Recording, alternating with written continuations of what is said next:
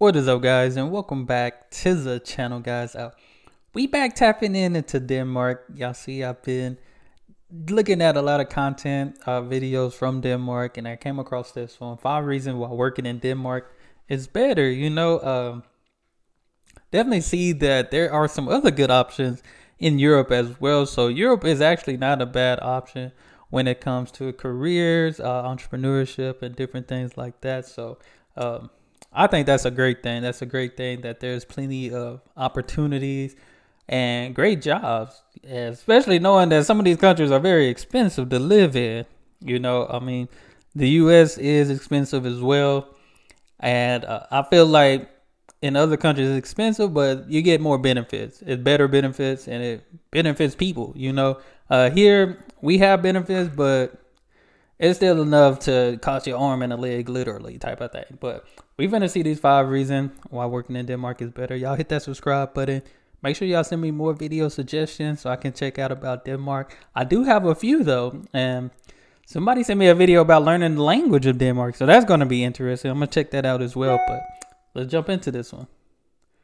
If you follow that kind of thing, you've probably seen that Denmark is constantly listed as one of the happiest countries This is on a the planet. fact. Actually, we used to be number one until we got beaten by first Norway and then Finland. The bastards. But interestingly, Danes are not only happy in life, they're also happy at work. According to many studies of workers among nations, the happiest employees in the world are in Denmark. Nice. Why is that? And what can the rest of the world learn from the Danes? Here are 5 reasons why working in Denmark is better than anywhere else in the world. Reason number 1, low working hours. I It's once always talked to an good. American who had gotten a job as a manager at a Danish company in the US. He really wanted to prove his worth, so he did what he had always done and worked 70, 80 hours a week. That's how you become successful, right? That's a lot of hours. Like you working 2 weeks worth in a week. Like that's like having no life right there. And worked 70, 80 hours a week. That's how you become successful, right? After his You first month, drain his new yourself. Danish manager calls him in for a meeting. The guy fully expects to be praised for his hard work and dedication and long hours. But instead, his boss seems really concerned and asks him, why do you work so much? Is something wrong? Do you have a problem delegating? What can we do to fix this? He was not expecting that. Some non-Danes wonder if Danes ever work. Not only do Danes tend to leave work at a reasonable hour every day, they also get 5 to 6 weeks of vacation per year, Perfect. several national holidays, and up to a year of paid parental leave per kid. Which is not bad, but like just referencing back to what he said, like I wish I had a boss that was like, "Hey man, you working too much. Are you okay? Is everything going?" Man, somebody seen you working like that in the U.S., they probably be like, "Oh, good job," or probably won't even mention it to you or say anything. Like the only problem they'll probably have with is like, "Wait a minute, we paying you too much here. You need to stop because we paying you too much." It wouldn't even be concerns about are you okay. It would just be like, "Wait, stop working all these hours because you taking a lot of money from us."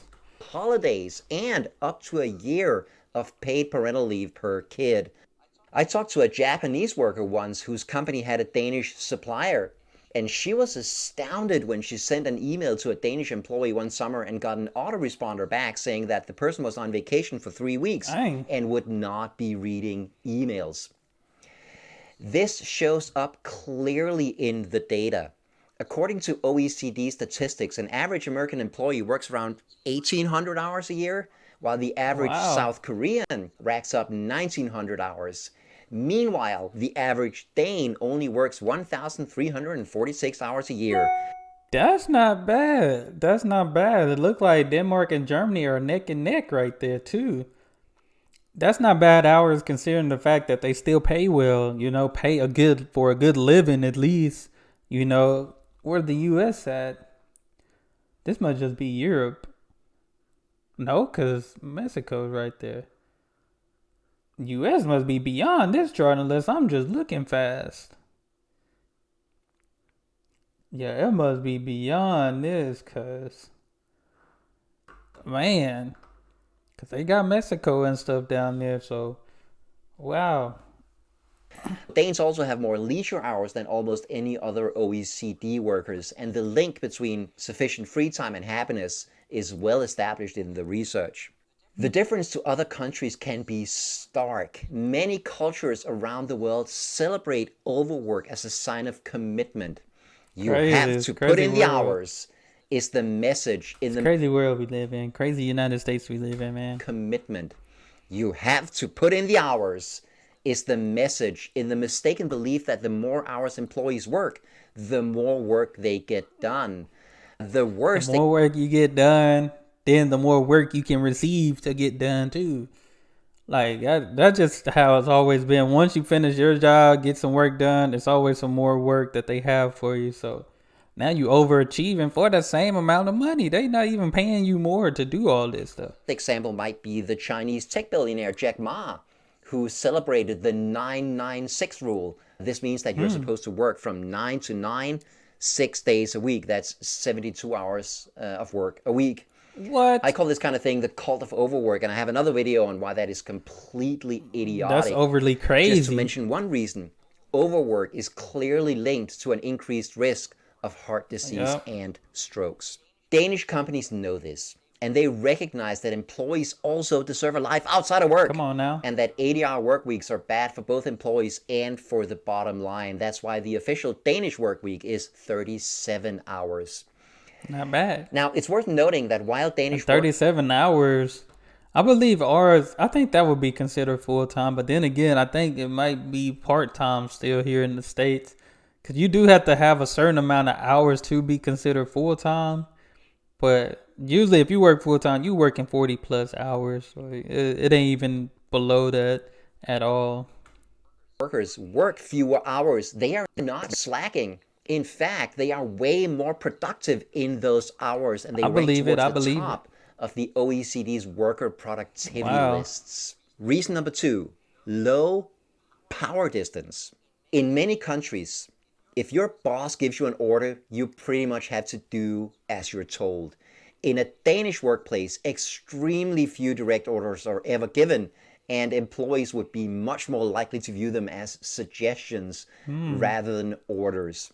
The Dutch sociologist Gert Hofstede has quantified the workplace culture in more than 100 countries on several different parameters, one of which is power distance. A high power distance means that a society accepts and expects that power is distributed unequally, or in other words, that bosses are undisputed kings whose every word is law. Come on now. Danish workplaces with a score of 18 out of 100 have the lowest power distance in the Wow. world.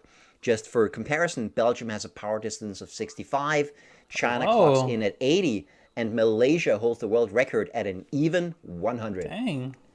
out of 100. This means that Danish employees experience much more autonomy and are much more empowered at work. It's even part of Danish employment law. For instance, employees in Danish companies with 35 employees or more are entitled to elect a number of representatives to the board of directors of the company. The I number think that's a good thing because um, I've had I've had supervisors and I guess you'll say bosses, and most of like just working, being young worker and stuff. I've had some that would like tell you what to do type of thing, but I also had some that were just like, you're an adult, you know what you need to do. Like if you need the help, just come to me and I can help guide you to whatever you need. But all in all, you know what to do. You're an adult. You know how to make decisions. You know how to communicate type thing. Like those are always that I feel like that empowered me just because like they give me full authority over my responsibilities rather than, hey, you need to do this, you need to, I can see that kind of be stressful because now, I mean, I have had to meet deadlines and stuff, but other than that, it was like up to me. I had to, pretty much hold myself accountable, if that makes sense. I had to hold myself accountable for these goals that had to be met and stuff like that. elected by employees is half the number elected by those who own the company, but at least two. And these employee representatives serve on an equal footing and with the same voting powers as all other board members. The research shows a clear link between autonomy and happiness at work. Being involved and empowered in your job feels amazing. Facts. Being constantly micromanaged and told what to do is awful and stressful. Reason number 3, generous unemployment benefits. In Denmark, losing your job is not the end of the world, and unemployment benefits seem almost too good to be true, paying workers up to 90% of their original salary Wow. for 2 years. And crucially, you also receive these benefits if you quit yourself and not only if you are fired. That's interesting because I think here is definitely if you get fired, if you quit, you can't get unemployment. And I don't know if it's 90 here in the States. So 90 is good. 90 is not bad. This means that if you don't like your job, you can quit that job without risking serious financial problems, which in turn But how forces long would you have to work at that job to get the benefits? companies to treat their employees well, or they will lose them. In many other countries, unemployment benefits are less generous or non-existent. They're available for a much shorter period of time, or they're just not available to people who quit themselves, but only to those who get fired. In the US, it's even worse. There's the additional problem that losing your job can mean losing your health insurance. Yeah. And this or lacking unemployment benefits can lead to something called job lock, where people stay in jobs they hate simply because they can't afford to leave.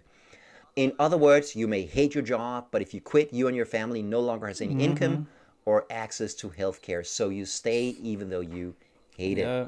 That's a real In Denmark, thing. of course, healthcare is public and paid for through taxes, so that's just not an issue.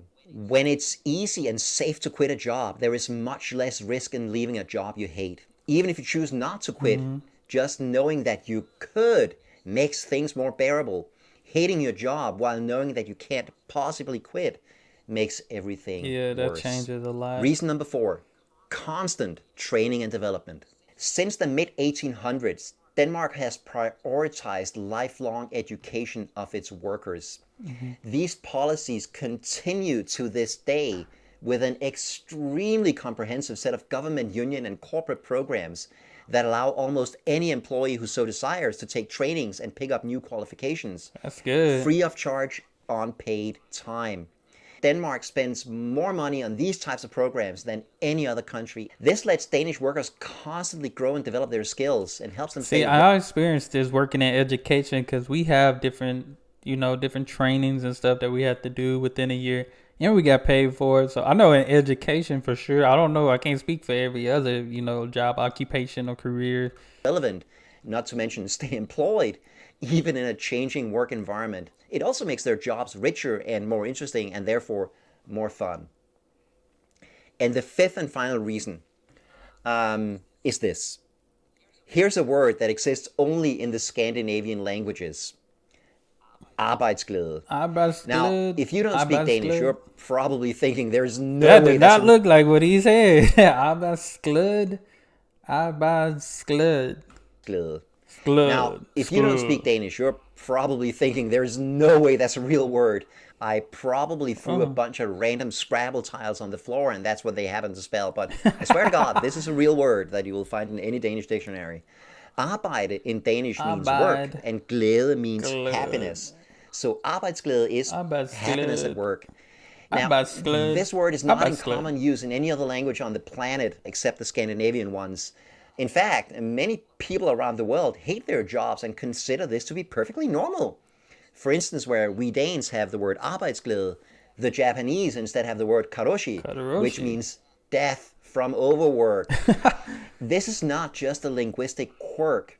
There is a word for liking your job in Danish because Danes actually care about having good jobs. To most Danes, a job isn't just a way to get paid. We fully expect to enjoy ourselves at work. For that reason, Danish workplaces have a long-standing focus on wanting to make their employees happy. Their employees expect it, and most won't put up with a bad workplace. And as we saw previously... And that's how you get workers that be there 20 plus years and stuff, because they love what they do what they love. The generous unemployment benefits make it easy for Danes to quit. And again, this is not just a tradition. Employee happiness is written into employment law. Here's an example. Pretty much every country has a government agency that sets requirement for physical workplace safety and sends out inspectors to visit factories and construction sites to make sure that the correct safety equipment is being used and that workers are following safety regulations. So why not do the same for psychological workplace safety? We do that in Denmark.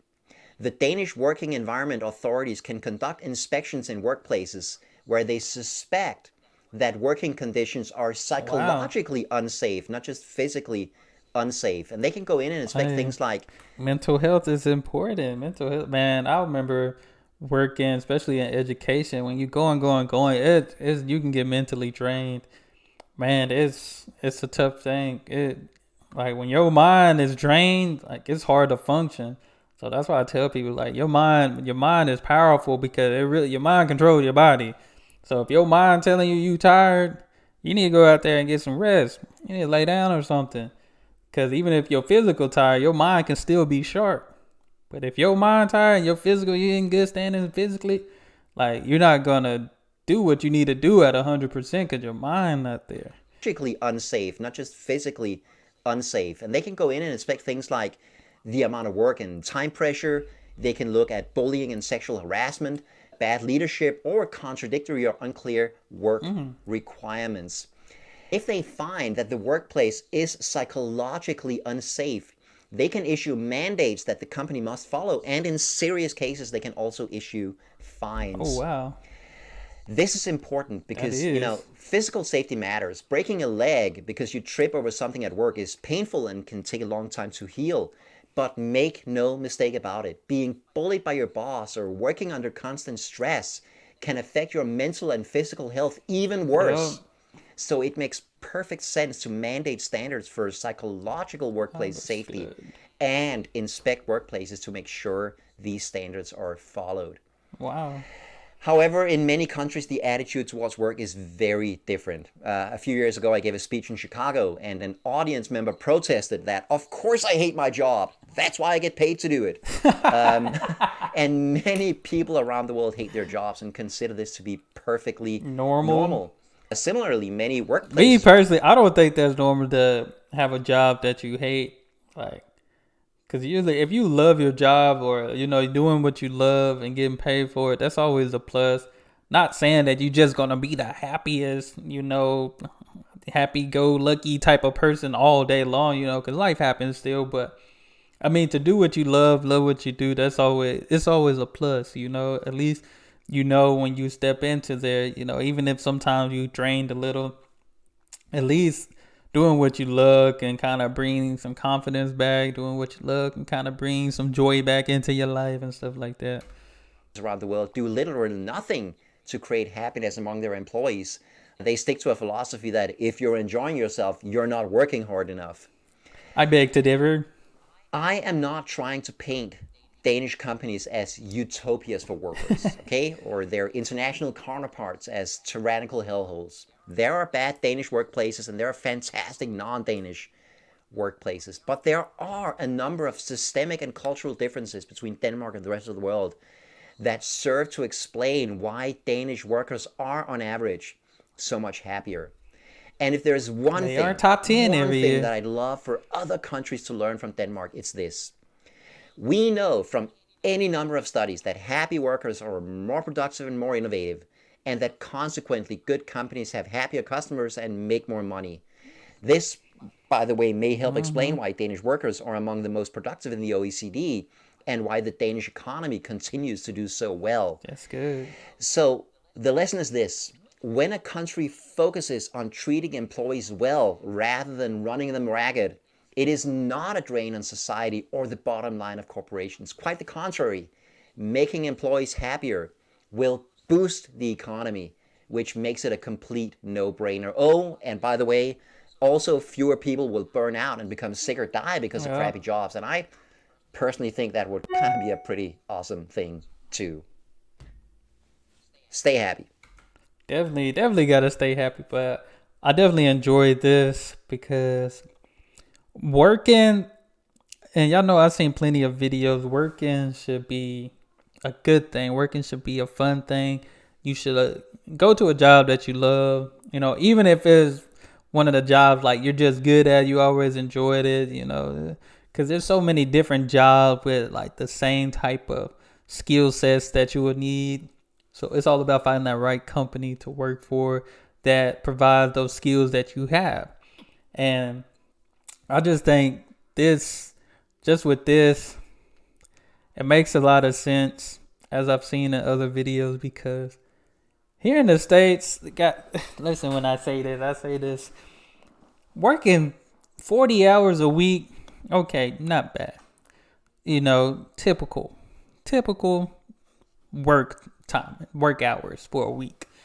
And this is just 5 days out of the week, mind you, so 8-hour days. But going 60, 70, 80, that's insane to me, because if I'm working that much, I might as well be a millionaire. If I'm putting in that much time, they should be paying me million, 6 figures at least. A high 6 figures at that. But like just putting in all that time, like you're going to burn out fast. Like you're going to get home, not have time for your family because you're going to be asleep all day. Like me personally, I don't recommend working all those hours.